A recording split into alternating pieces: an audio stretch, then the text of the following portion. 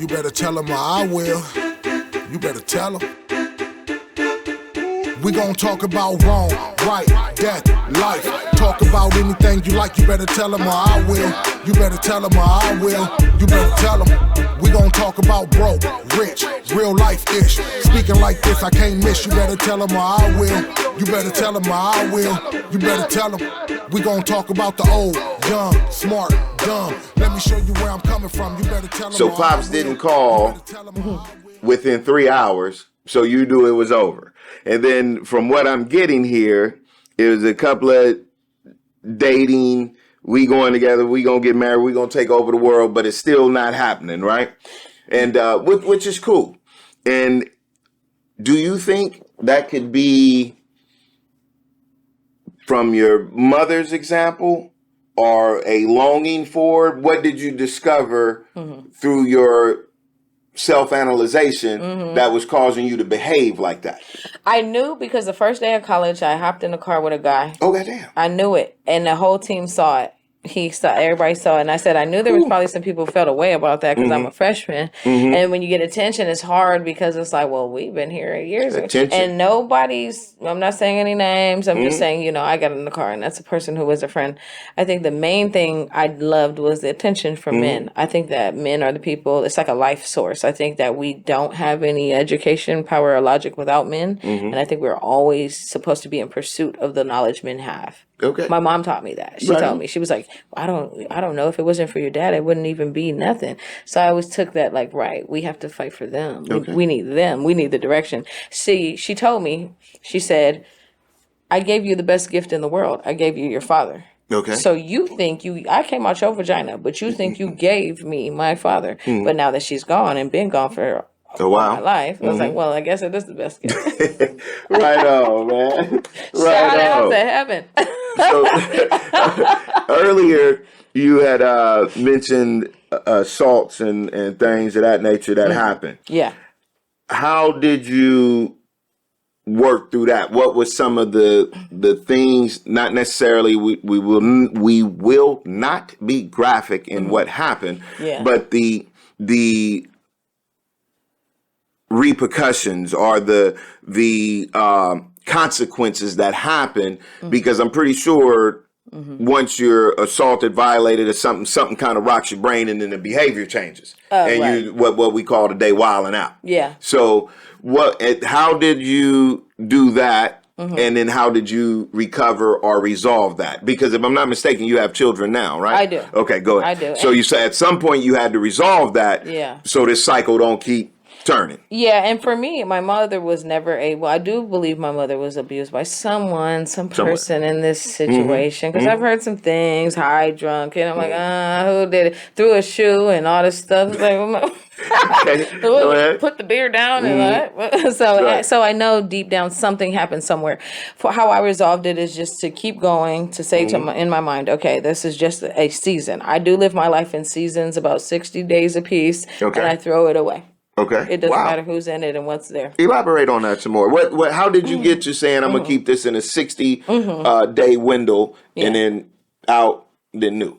Yeah, I came up with that because I said for 60 days, if the Lord wants to use me, he can use me. But if I keep carrying every burden I have, I won't be able to get a degree. I won't be able to get my homework done. I won't be able to excel in basketball. So you started this philosophy some years ago. Okay, go ahead. I had to, because I had to watch Alana. My dad was like, hey, I can't be here. I need you to be accountable for your sister. And if you don't watch her, I'm going to beat your ass. Okay. So it's not just accountable. It's real shit. Right. Like, actually, she's bullshitting and I'm beating your ass. Okay. Right on. Right on. If she mess up, I'm kicking no ass. Okay, go ahead. Okay, so this is in the teenage years you developed this 60-day practice. Just throwing it away. It don't matter what happened, what I said, what I'm talking about, what I'm thinking about, I'm throwing it away. They're like, you just said that last week. No, I didn't. Like that. Okay. Erase. And that's how I learned, okay, it doesn't matter. Because if they forget about it, then it damn sure didn't matter. And that's how I realized if they bring it back, then it mattered. No one brought anything back. Wow. Not my mama, not prayer, not love, not family, nothing. Not one thing did anybody talk about after 60 days. So I said, shit, I'm going to erase it if you are. That's how I'm going. Okay. So nobody talking to me. I ain't talking to y'all. I've been moved on. Wow. So out of tragedy come a 60-day storage and then empty. Easy. Wow, that's pretty dope. Yeah. That's the first time I've heard something like that. Yeah. You know, because that's not like a goal setting or any type of thing you could find in a book. This again, that imagination. She is termed at that time in hell, right? And in her own imagination creates a philosophy that she could follow. You better tell them, or I will, because every human being has the right to develop their own ritual whatever way they want.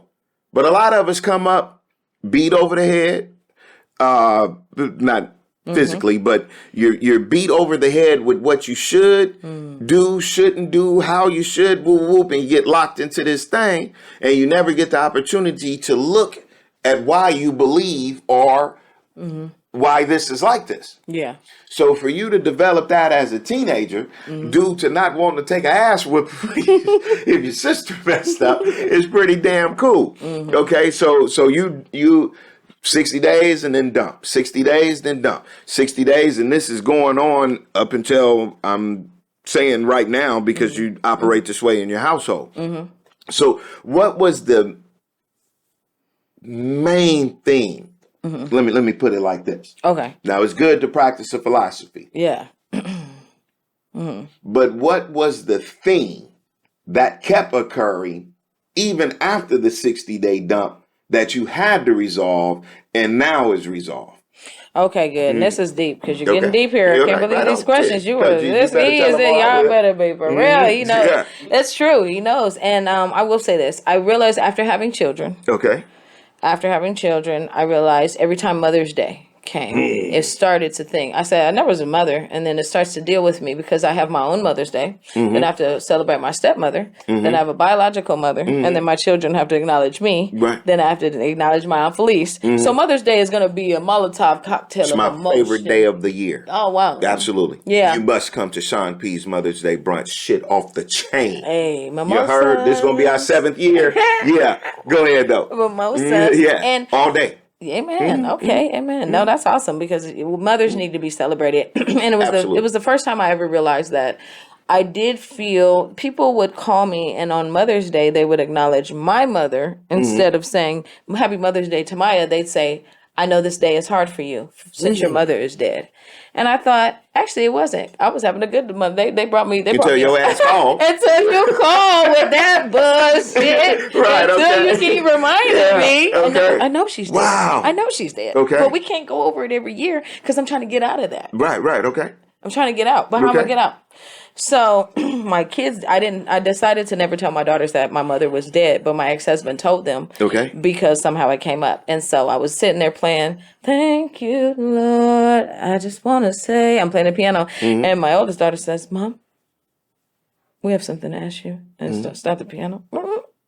Yeah. Is your mom dead? I had to turn. They've never seen me cry. They never seen me cry. You know, my oldest is 13, my youngest is 11. They never seen.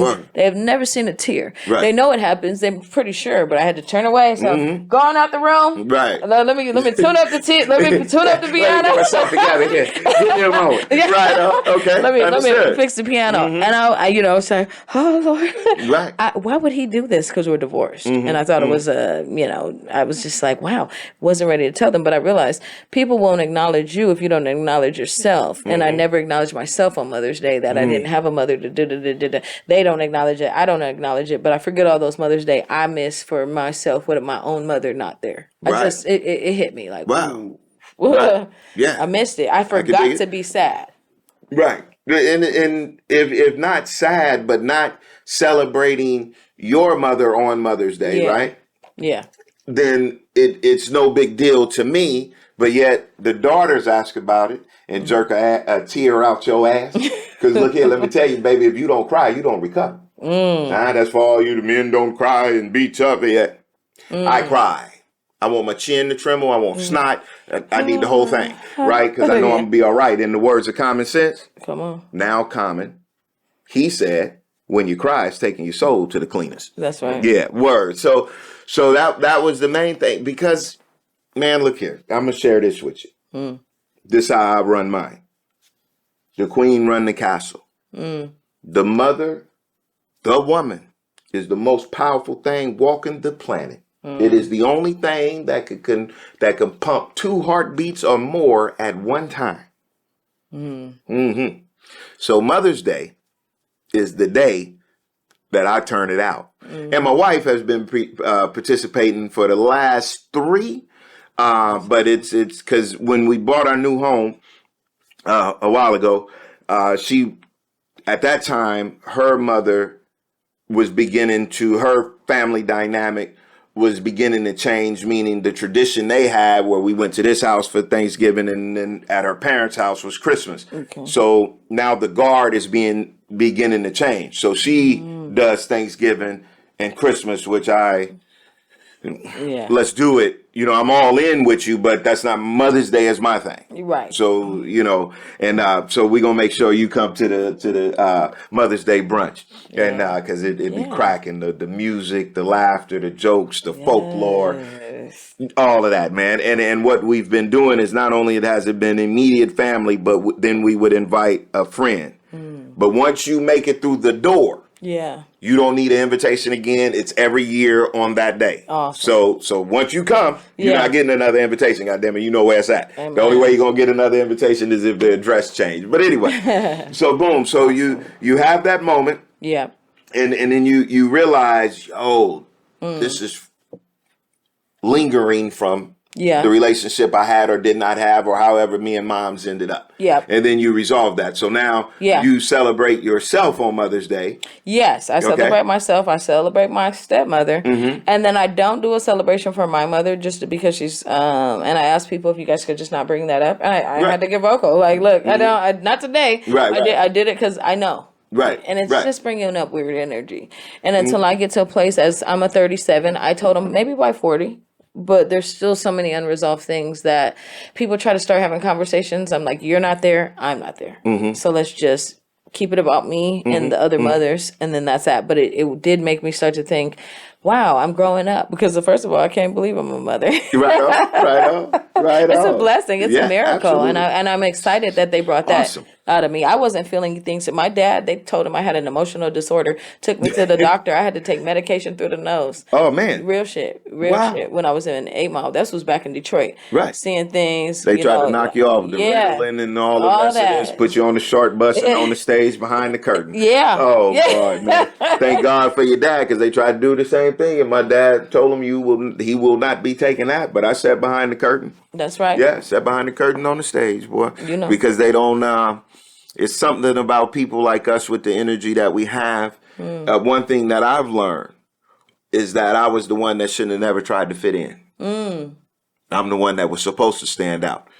You better tell them, I will. Huh?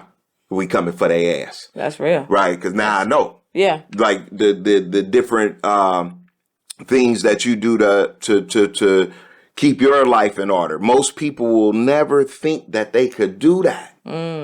You see? No one would ever say, I could create a 60-day process, and if it don't apply, I'm dumping it forever. You see what I'm saying? Because people don't have, they're not given the opportunity to look into philosophies that they grew up with, and damn sure don't have the courage to change something. Right. And the people they know are still around. Most people in my story are dead and not here or on the street. So it's like no one here that I can talk to. So I'm going to rewrite the book. It's over. Absolutely. It's not, I heard at a funeral yesterday, they said, when people that you love become memories, those memories become treasures. So I guess I ain't got nothing but treasures because everybody dead. Right on. Yeah. And every now and then you got to open up the chest and pull something out. Oh, I'm going to wear this today. Yeah, man, it's good. Now, I heard you mention you were playing the piano. Yeah. When the hell did you learn that? In church. So I got married, and when I got pregnant with Michaela. Okay, I was 13 years ago. Yeah. Okay. Yeah, I got pregnant with Michaela. I was got married, and I told the pastor of the church, I said, I want to play the piano. And he's like, I'll teach you, because he plays piano, and he taught me. And I used to go do music lessons at the church, and he taught me for free.